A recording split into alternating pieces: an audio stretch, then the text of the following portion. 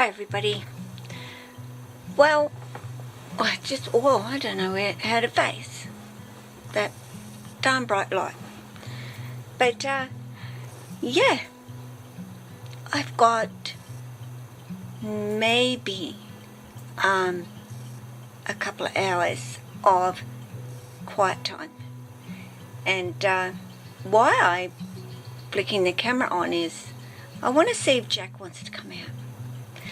He hasn't really shown himself much lately, hasn't even been up top at all. He's been down in that hide box. And I haven't seen him. I've checked on him. I've given him a bit of a pat. I've done his water.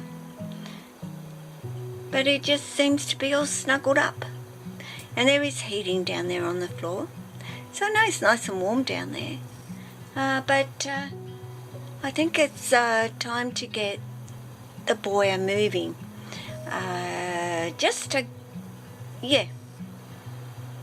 Because Jack tends to do that. Gets himself nice and comfy and I don't want to come out. I'm cool. And really, the only time that Jack is overly active and wanting out, of course, is when it's breeding season and he knows that Lily's around. So, but that's not how it is always going to be. And as you know, I don't force my guys to come out. I rarely actually need to do that with them. Because Tessa might be a whole different story in terms of doing that sort of thing, as you know. Actually, we'll sneak a peek at my Tessa.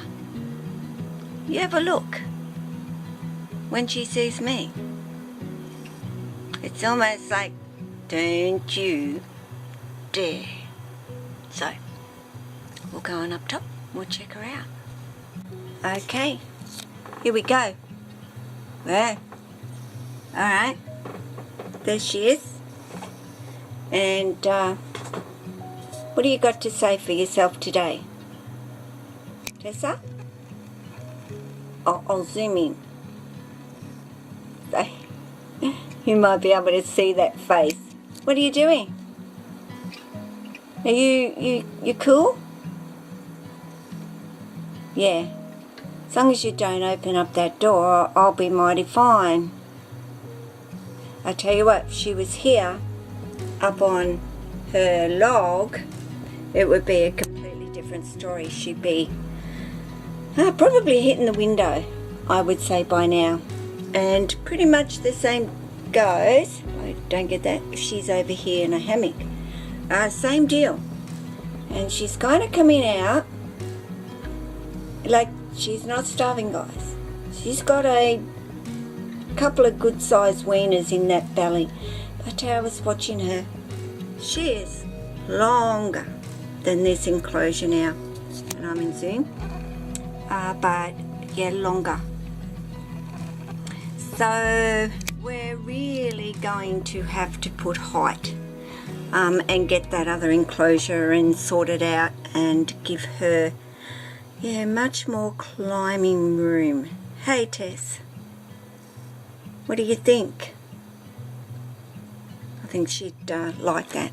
But let's get on to our boy down here, who, like I said, he should not be. Hello, dude. What are you up to? I don't know if you can see his little head there. Because he hasn't got a great big head, so to speak, Jack. He's got a big belly, Jack does. But have a look. That is why Jack is hiding away. Because he's back in shed. Come on, dude. What are you doing? Like, fair income. You're going to end up like, I don't know, guys, if you remember I think I put a thing up when Jack shared last time, which honestly was not that long ago. So Jack is really having an exceptionally big growth spurt over this summertime because he is back in shed, and Jessie pretty much did the same thing on me. Went back into shed, and well, when I say went back into shed quickly, you know, he shed 8 weeks between, but it just seems like he just shed, unless I'm getting confused. You know, and I don't have that many snakes that I should be getting confused, but I'm getting older. So, dude, are you back in shed, buddy? Hey? You back in shed already? Oh, sorry if I'm blocking the light. Hey, as you can see, he doesn't mind me giving him a little bit of company here for a minute. And I'm not going to get him out because of the fact that he's in shed. I don't need to get him out. There's just no purpose of me getting him out other than I did want to bring him out to show you guys today, and just have a little bit of chat to you about what my life is besides my snakes, because I do have a whole other side besides my snakes and YouTube, I guess you could say. And there are times where I must say it feels like it's constantly my snakes and videos and YouTube and uploading and editing and finding music and putting it all together and doing thumbnails, and you know, there's a whole lot to it. But anyway, I'm going to cover him back up, and that's why he's down there hiding. Well, not hiding, but that's where he's most comfortable when he's in shed, is to put himself down there and be comfortable. So now I'm going to put you down, so you may not see very much because I need to put this box back on him without, you know, giving him too much of a hard time putting it back on him and keeping it up here so that it doesn't actually hit him too much. There you go, bud. There's your box. Okay?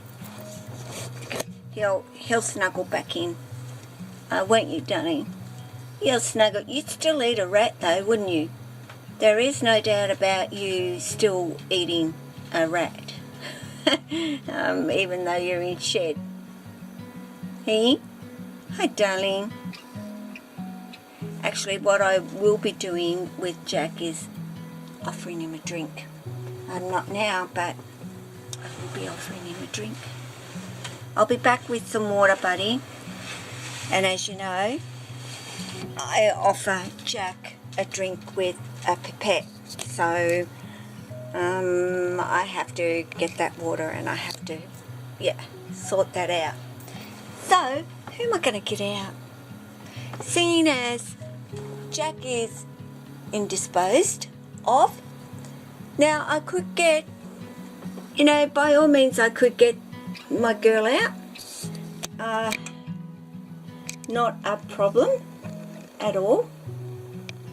I don't have a problem, you know, saying to her, you can come on out and see me, but it's not like just go in and get Tessa out, as you know. So Lily's got a bit of a full belly, although she would probably come on out. She fed a couple of days ago, as you saw the video of her refusing mice. And you, dude, what are you after? If I spin this around, I do know who I can get out. I do know who wants to come out and would happily come on out, and that's Maya. Hey, what are you thinking, Maya? You want to come on out with Mum? She's been at her door And I was going to get her out, but I thought maybe Jack. Oh, I'm over here, bub. Oh, she's going to go all the way around the back. You're going to come out. Hey? If I wait for it to go all the way around, come around, get her out, this video is going to be forever long. So I'll switch off until I've actually got Maya out, guys. And then I'll have a quick convo with you. As you can see, she's climbing up there. Well, she's behind that plant over there. So I'll be back. Hang in there. Well, wasn't too hard at all. I could have done it hanging on to the camera in the end, and oh my goodness, one hand, and I need to turn this slide around. I don't know if this slide is any good doing it like that. Oh, sorry guys, I'll swing this light around and we'll go and sit down. Hey Maya, what do you think? You can sit down if I don't step on the leg of my pants and fall over and sit down. Let me get this up. Oh, I'm a great cameraman. No doubt about me. I'm just good at it. Not at all. Am I, Maya? So anyway, Maya's come out to join us. So yeah, I was saying, my life, quiet, getting some quiet time and getting time to put some videos together with my snakes, which is quite difficult at times, I must say, because I think some people are aware of what I do, and it might seem like I'm at home all of the time, and I am, and that I mustn't work. And I guess that what I do is not work at all. It's not what I would classify to be work. What it is doing something again that I'm very passionate about in my life. And if you don't know, I am a specialist foster carer, and I care for what I consider to be extremely complex needs children. And here in Australia,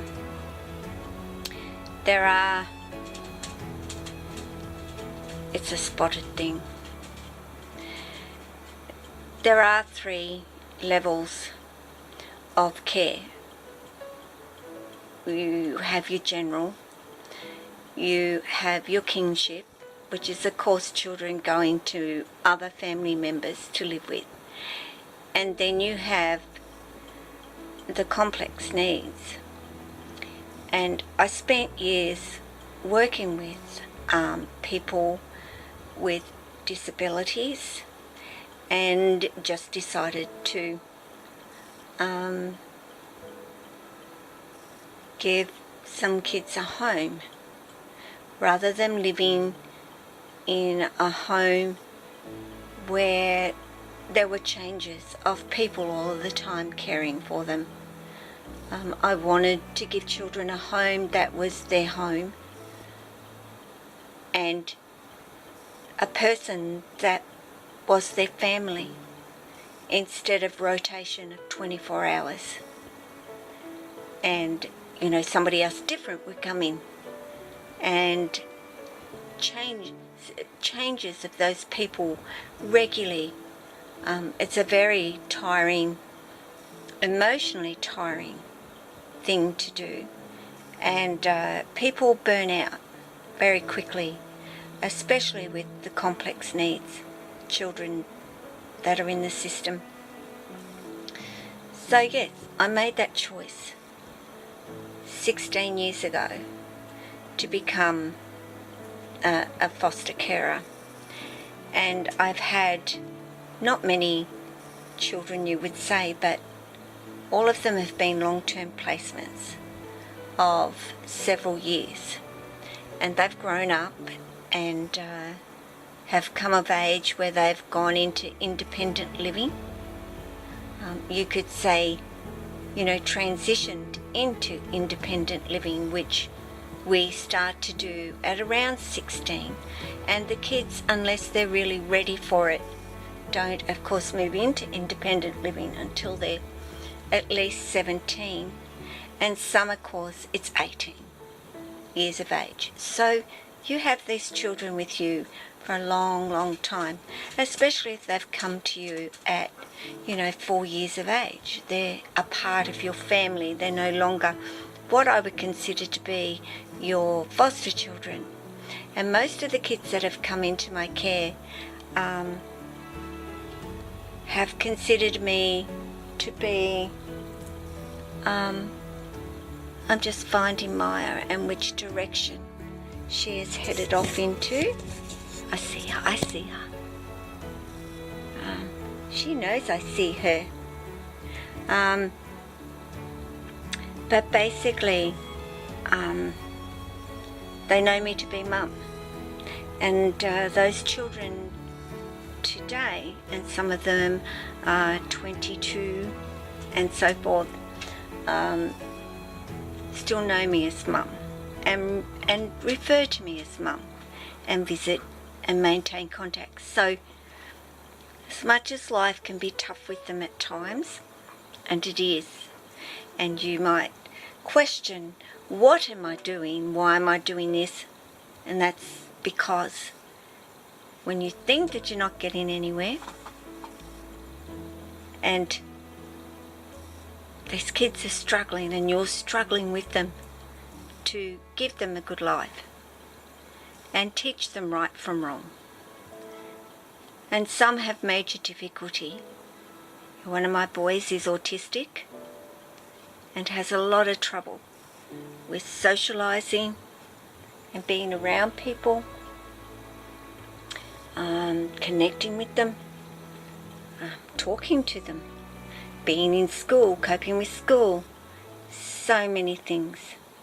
And it is Autism Month here in Australia, and that's why I'm mentioning it as well, because I work, and I do work with a young boy that is very young, that is trying to deal with the fact that he is different, even though he's not told that he is, and he isn't treated as he is.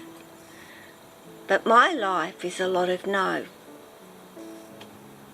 There are so many things now in my life I cannot do because of this young boy, and he's not the first one that I have had in my care with autism, and all varying degrees of autism. I would not classify him as being high needs, but he's certainly not low needs with his autism. So just a little bit about what I do besides my YouTube videos, which I must say are what keeps me going sometimes.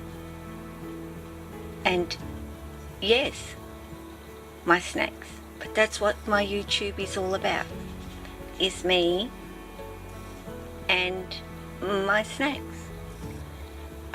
Maya, who is doesn't know what I do know what she wants to do. I'm going to have to bring the jungle gym over for her so she can do some climbing today, because that's what she wants to do. So guys, I hope I didn't bore you too much, but yeah, just a little bit about me, which I said I would do this year, is share some little bits and pieces, and there will be more to come. So you take care of yourself, you take care of your family, and take care of your snakes, and take care of even those ones around you that aren't your family. Ciao.